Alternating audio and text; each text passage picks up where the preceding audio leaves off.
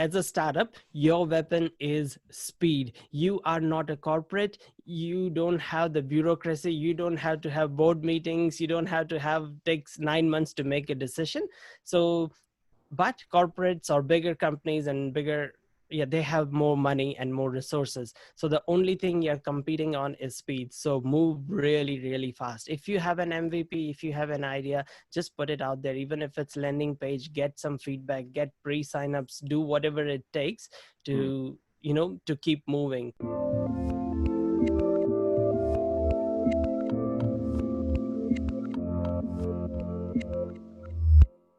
Hey everyone, this is Devin Miller here with another episode of the Inventive Journey. I'm your host, Devin Miller, the serial entrepreneur that's built several 7- and 8-figure businesses, as well as the founder and CEO of Miller IP Law, where we help startups and small businesses with their patents and trademarks. And today we have another great guest on the podcast. Name is Sam, and I'll probably butcher his last name, Kamani. Close enough. Perfect. All right. Perfect. Well done. And Sam has done a few different things. And so he started out running an e-commerce business that sold some supplements for a while, got into software development, and then switched over to doing worked with some esports tech startup, and moved to the Bay Area and started to get some traction, and then it leads him to where he's at today. So I won't spoil the ending, but I'll at least give you the beginning. So welcome to the podcast, Sam. Thank you. Thank you so much, Devin, for inviting me to the Inventive Journey. It's great to be here. Well, glad to have you on. So I gave a brief intro to your journey and kind of what led up today, but maybe if you wanted to rewind it and to walk us through a bit more of your journey, and we'll have a conversation from there. Absolutely, yes. So as you said that, actually I grew up in India and I studied computer science, and then I came to New Zealand as an international student, studied marketing, and I was looking for where those two fields merge. And digital marketing, of course, was one of those areas. So that's how I got started. After not being able to get a job, even after applying for hundreds of jobs, I realized that, okay, if, when you cannot find something, then you have to start your own, you have to make your own job. And that's precisely what I did. I started networking and started using my own connections. And that's what led to me owning or part owning an e-commerce business where we owned a brand, and we sold herbal supplements in New Zealand and around the world, few other countries. So yeah, that was my start in owning a business, finding a niche, all that thing. After that, I took a sabbatical after the Before exit. you jump Yes. off of that, just one quick. So was it? Sounds like, and I'm not trying to put words in your mouth, that it was almost out of, for lack of a better word, necessity, that you're saying, hey, I tried to go the conventional route. I applied for other jobs, whether it's the background, where you're from, what the jobs are. You couldn't find something that was the right fit, and so you're saying, okay, if I can't find something else, I'm not going to just sit and wait for it to come to me, but I'm going to go out and build it. So is that kind of the motivation for getting into startups and entrepreneurship, and you loved it from there? Or? Absolutely. I always had the heart for it, and maybe wherever I applied, they could see that I always had the heart for entrepreneurship. But it is always hard to make that first step, and it kind of pushed me into taking that step. So after having done that, and after running it for 8 years, I sold that company along with my business partner. We both sold that company, had our first exit. And after that, I took like a sabbatical, and I wanted to go back into software, because I realized that when you deal with physical products that are consumable, you have to worry about so many things, so much regulation. Every country you go in, it's like a 2 years of red tape and bureaucracy you have to go through. You have to worry about expiry dates, and you have to worry about stock management. Whereas software, I find it infinitely scalable in just how it is used and how it can be deployed and distributed and promoted and all those things. So that's when I joined the esports startup and did that, promoted it, and most of our users or our clients were all based out of New Zealand. So that's why we decided to take the company, base it in near San Francisco and Bay Area, and that's where it went from there. Then that got acquired middle of 2018, and that's when I thought, okay, cool, I've done this couple So of times. before you jump off esports, which is the next startup, one No, question. no, this is, yeah, esports came first, and then I went back into software development. So while you're on Yes, esports, yes, so sure, sure. that at least to the common person sounds exciting, right? You put electronics and you put sports together, and a lot of people love to play, whether it's video games or compete and those type of things. Was it as exciting as it sounded like? Was it a fun technology company? Was it more of just a grind, or how did that go? And what was it like to be in the esports arena? It was absolutely as fun as it sounds, because we were interacting with some of the most interesting people from all around the world. So we made software that tournaments were run on. Say you want to set up a esports tournament, you would use our software, whether it is in the front end or back end, and you would use it to make the brackets, to match people against each other. You can run a esports tournament globally. And also we had another product where we would gamify gaming, as in it was like air miles for gaming. So you would get points for or air points for gaming. So you would get points for things you do in your game. So you'd connect your Steam or Xbox or PlayStation account, and the more games and you adventures or quests you do, the more points you get, which you exchange for real world prizes. However, like I was in charge of a lot of the growth in the company. So I would go and have to deal with all sorts of influencers, from sports to music to everyone, whoever we can get to compete in the tournaments to build a profile for the company. So one of the tournament we organized, it even had UFC champion Demetrius Johnson at that time of in 2017, and like an undefeated UFC champion, and we pitched him against um, this stand-up comedian who has a persona of a African rebel. So even if now you search for that video on YouTube, it's got millions of views and stuff, and it spread like wildfire because they're both bantering each other, and it was just a very, very fun matchup. And for people who would win would get to go against these sort of guys. So it was immediately a massive draw, and that campaign was super successful, that we could get over 10 million plus views for spending not much money at all. So we'd get to do all sorts of fun things. So yes, that was a very, very fun experience. However, it was in very early stages, that company, and it already had got a lot of funding, and there were all sorts of things that were going on that did make it very challenging from a financial perspective, because a lot of these models, a lot of these things are completely new. There is no use case. It's not like like a physical product that has existed for hundreds of years. Everyone is innovating and making things up. So yeah, there are no guidelines. Pretty much you do whatever you want and try it and test it. So yeah. So you did that, and I think that, so it sounds like it's as interesting as I anticipated, which just sounds fun. So one question, then we'll move on to kind of after that got acquired. So it sounded like it was enjoyable, it was fun, you're having a lot of good times, and then the company was going kind of for raising further rounds of funding and whatnot, or had to sell, and then So that kind of came yeah, to we the had to sell. acquisition. Yes, yeah, kind of like a acqui-hire. So I was the only one so who did leave and start my own thing after that. I was the COO there, and pretty much everyone else got kind of like a acqui-hire into another bigger agency. So that's what happened with that company. And that's when I thought, cool, I've done this couple of times now. Can I go out and help other founders create their sort of MVP, minimum viable product, get started in this journey? So that's when I set up Product Done with a friend of mine who already own an agency. So that's what we do right now, is we help other founders build their solutions from pretty much from ground up.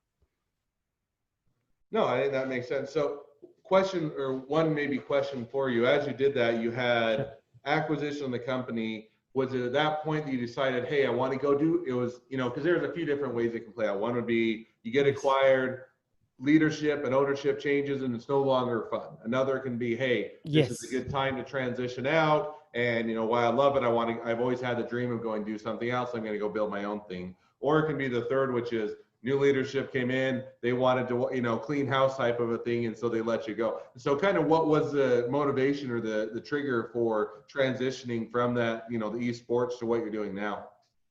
Yeah, so there was a lot of uncertainty at that point, at the point of transition of how it is all going to play out, and of course on paper everything is easy, but um, whether it is a funding round or this sort of a transition, it can even take 6 months or an indefinite period of time. It could be 3 months, it could be 6 months, it could be 9 months. So I decided not to wait around and hang around and start my own thing when I was getting that opportunity with a friend of mine to start this another company. So that's when we started this. It is a very interesting story, even with Product Done, which we have started, on how we found the niche and how we got about doing that. So yeah, continue. No, I think that's interesting. So, I mean, so as you decided, okay, you split out, you're going to go do your own thing with you and your friend, saying, Yes. hey, there could be transition, don't know what that's going to look like. It's a good opportunity to do something else. And so you do that. Then, so now you've basically gone through what would be, kind of three different startups, the supplement one, Yes. the esports startup, and now you're doing your current one. Was each of them Yes. the same, or what did you learn from them, or were each of them as hard as the last one because they were all different types of products, or kind of how was that going between the different startups? Oh, so many, so many learnings. It's what has made me and given me all my experience as I have grown and as I have worked through these different industries. However, at the end of the day, I still do customer acquisition, whether it was for the e-commerce startup or esports or software development. I still do the sales and marketing because I enjoy people. I like meeting new people and I helping them solve their problems. So in a way, I have realized the value of customer acquisition, whether it is through marketing, through sales, through any channel, and it has only honed my skills. I am a firm believer in strengthening your strengths, kind of a thing. So you work on your strengths more than work on your weaknesses. So yeah, so it has helped me to do that. So, I think that makes complete sense. So as you did that, was it easier each time you did it? Was it different each time you did it? Was it harder? I mean, so, maybe you could make the one argument, hey, it's easier now that I've done this two times before. And yet most of the time, or a lot of times when I've talked with startups and that, it's usually, hey, this is different every time and it's just as hard. It's just a different journey. Yes, 100% I agree with that. It is just as hard, just a different journey. However, what I have now is the confidence that I can make it work. I have made it work few times before and I have come out of sticky situations. So Mm. it builds um that grit muscle. I don't know how to even explain it, or if there is such a thing. That yeah. No, I think I think there's certainly a grit to it, and it gives you the confidence because I'll say one of the more difficult things with startups isn't, having a good idea, and a lot of times, and there's plenty of hard things. Coming up with the idea is hard, executing on it's hard, building the teams on it's hard, getting funding is hard. So there's a lot of hard things, but I would say the difference Yes. between a successful startup versus one that doesn't make it very far is oftentimes almost what you're saying, that grit or that ability to, when you have big problems, there's kind of two different things you can do. You can either, Yes. give up, curl in a ball, cry, and go, go back to a normal job, or you can, work it out, figure it out, solve the problem, keep at it. And I think those that are keeping at it, that keep working the problem, are going to be the ones that are able to be successful and push through those difficult times that every startup has. And I think that's true whether you've done one startup or 20 startups, it still has that nature to it of, so, it's not difficult, or it is always difficult. It's just different types of difficult. Yeah, one thing I have learned about, you mentioned a very interesting point on there's two ways it can go, whether you give up or you continue, or you pivot. So one thing I've learned is that once you have identified a problem, you have a vision, you have a mission to solve that problem. It's stay persistent towards that mission, but pivot your tactics if they are not working. So same for product done. We have probably pivoted our tactics multiple times. Same for the esports startup, pivoted our tactics to get users multiple times. And same for the e-commerce startup. If one channel is not working, we switch our channel, or we switch our distribution model, or switch our whole marketing model, or how we're doing, whether we are doing retail or purely e-commerce or direct to consumer or whatever. So as long as the mission is the same, the vision is the same, how you get to it doesn't matter. You can always pivot it, try new things, try different tactics. Okay, no, that makes perfect sense. So now that brings us. So you did the esports, exited, and then I think when we talked before, you did kind of a 3-month handover, and then to my envy, I wish I could do it. I've never been able to do it. You took a year off, took a sabbatical. You got to go travel, take a break, have some fun, and relax. And then you came back and you started what is the startup you're working on today. So maybe you just Yes. want to provide just a little bit of insight. What are you working on today, and what are you building? So just like you, I'm doing few different things. Hmm. um, the first one on my main 9 to 5, my job is working for Product Done, where we build products for the people that are like SaaS products, mobile apps, pretty much entrepreneurs, founders, startups come to us with ideas or a product that they want to improve on, and we help them got from A to Z, whether they need help with their UX, UI, or they need help with further validating their idea and what things they should put in their MVP, which rarely happens because a lot of founders come to us who are like already set in what they want to build. But we help them get from, sometimes they don't need the full solution or cannot afford the full solution. So then we help them get to that point by building, say, like a very small prototype and helping them run a Kickstarter campaign or some sort of a funding campaign. And we have helped now about 5 different startups get some form of funding, just locally, just in New Zealand, Australia.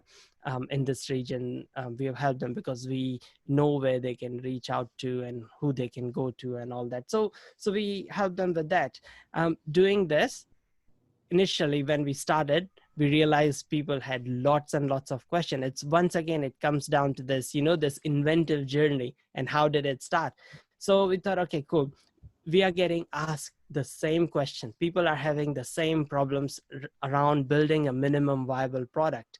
What can we do? So me and like a couple of the developers in the team, we put together this website called buildmymvp.com, and where people can choose what they want and they go through on a journey, and at the end it gives them the breakdown. And we used to even at one point used to send them some templates and things that they can get started themselves. And it was crazy. We built it and we released it. We did zero marketing, no paid ads, no nothing pretty much. And within 1 month, it went to #1 in Google globally. If you search build an MVP or build an MVP for me or build my MVP or something like that, any like a combination of that. So that was a year and a half ago. And that sort of reinforced that, okay, there is a huge need for this. We need to do something. So then January last year in 2019, I wrote this book, The 30-Day Startup, with my co-founder. And we just put stories around, how you can simplify your initial idea and build an MVP within 30 days. And if it's taking, more than a month, then maybe it's not an MVP, you're building a full product. Mm, So, and of course, this does not apply to every project, but it is mostly related to tech startups where you're not dealing with physical products. Actually, even physical products, you can do like a prototype and gauge the interest where the problem exists. Just like, your last guest or your last episode on the inventive journey, I think Jeff, he was saying that so often founders or entrepreneurs get started thinking that there is this problem, but then the market doesn't exist. right. And that is something that we validated by building the Build My MVP. We did this book. I did zero promotion, and like as soon as I launched it, it went to number 4 in Amazon in its category. And I was like, why is this happening? It's like, how are people finding out? And so far 11,000 people have bought the book or downloaded it, and mostly all organic. I've just started going on to podcasts in the last month and a half, so Mm, this is something completely new. And that's how it got started. So every day 3 or 4 new founders or entrepreneurs reach out to me on LinkedIn that, hey, I want to do this, I want to build this.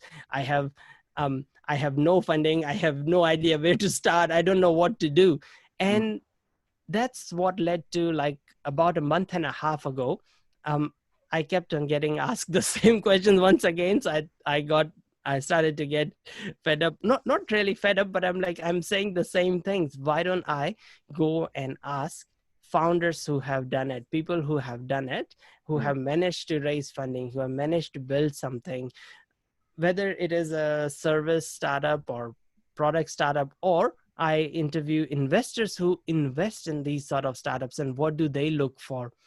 So that's how I started with my podcast, Want Money, Got Money, where I interview founders and entrepreneurs and successful people like you, where they share where they share, how they got started, how they got the first bit of funding, how they got the first bit of team together, and all that. So yeah. No, that's awesome. That's, certainly, I said, just full disclosure, you come on my podcast, I've also been on yours. So we're Yes. sharing information to everybody's audiences with the hope of helping the startup community. So as we start to, unfortunately, or fortunately, whatever you want to say, we're getting towards the end of the podcast, and I always have 2 questions I hit on it towards the end of the podcast. So we'll Sure. probably jump to those now. So the first question I always ask is, so what was the worst business decision you ever made? Oh, worst business decision? That's very easy. In between, in my sabbatical, it was actually more than a year. After a year, I thought, oh, cool, I'll just build something on my own. And I thought maybe I should try this, being this solopreneur stuff, and just realized that that's not for me. And I gave that up very, very fast, very easily, because I realized, look, I like people, I like working with people. I like building teams around me. I don't want to be doing everything. So it was just a marketplace type web app that I built. I built it very, very fast within a couple of months, and I started to get small amount of traction, but my heart was not in it. Mm, And I realized, look, I need to work with people. I'll always work with a co-founder. I'll not go on it alone again. It's no, just had makes to, good sense. I yeah, mean, that's always, self-discovery. I think it's one that you have to find. Some people work very well that, they have their direction, their vision, Yes. and even if they build a team, they want to be the person in charge. And yet that's oftentimes, one, it's a lot of times lonely, and two, it's a lot of times it's hard because you very, very seldom does somebody have all the skill sets they're going to need to be successful on their own. And so you're always looking for that person or people that can counterbalance your talents and be able to help you build it. So Exactly. Complementary skills and talents, and it's great to bounce ideas with someone and have that support, as you said. Very, very essential, especially for someone like me. sure. Cannot speak for everyone else. Yeah. So now I'll jump to the second question. Second question I always ask is, so as you talk, if you're given someone that's just getting into startups or small businesses one piece of advice or your best piece of advice, what would that be? As a startup, This is a very easy question because I see people making this mistake all the time. As a startup, your weapon is speed. You are not a corporate. You don't have the bureaucracy. You don't have to have board meetings. You don't have to have takes 9 months to make a decision. So but corporates or bigger companies and bigger, yeah, they have more money and more resources, so the only thing you're competing on is speed. So move really really fast. If you have an MVP, if you have an idea, just put it out there. Even if it's landing page, get some feedback, get pre-signups, do whatever it takes to to keep moving really really fast. Don't let perfection stop you. That's No, pretty much it. I think that's very good advice, and I think that getting out there, seeing if people want your product, seeing if they understand it, seeing if you're going in the right direction, the right audience, is always much better to do at the earlier stages rather than putting in a whole a large amount of time, money, and effort only to figure out that you've missed the mark or that the market's not there or you need to go pivot and go Yeah, after a different market. The earlier you can find that out, certainly the better. Well, yeah, Sam, no. oh, go ahead. Just one thing, yeah, just like no point sitting on it for 2 or 3 years and saying, oh, I had that idea 5 years ago, but then why didn't you do anything? You had to move fast. If you have a startup, if you have an idea, just go fast. Go, yeah, 100 k's per hour or 100 miles per hour. No, Go. and that's probably because I ask the same questions on the end of every podcast, and I think we're up to now, and I'd have to look 70 plus podcasts that or people we've had on Wow. the show, and I would say probably the number one. There's a few, but one of the number one business mistakes that people say that they make is they didn't get going. They should have just got going. They should have done it. They waited too long, and and they eventually got to it, but they always look back and said I should have got going much earlier. And one of the things that kept me back shouldn't have kept me back. So I think that's a good point. So now as we wrap up, and I appreciate you coming on the podcast, if people want to, whether it's use your services, get your book, get advice from you, or otherwise just connect up or link up with you, what's the best way to reach out and connect with you? The best way is LinkedIn. I'm quite active on LinkedIn, just like you. So just look for Sam Kamani, SAMKAMANI, or samkamani.com, or just look for my name in any of the podcasting platforms. You'll find one of these sort of episodes, or on my own podcast, which is Want Money, Got Money with Sam Kamani. So, yep, All right. that's, yep. Well, I encourage everybody to check out your podcast, check out your book, and utilize all your services. So thank you again for coming on. It's been a pleasure. It's been fun to hear your journey. Certainly for everybody that's all those listeners out there, if you have your journey that you'd like to tell and like to come on the podcast, certainly feel free to apply. Just go to inventivejourneyguest.com and you can apply to be on the show. If you're a listener, make sure to click subscribe so you can catch this episode and all the new episodes as they come out.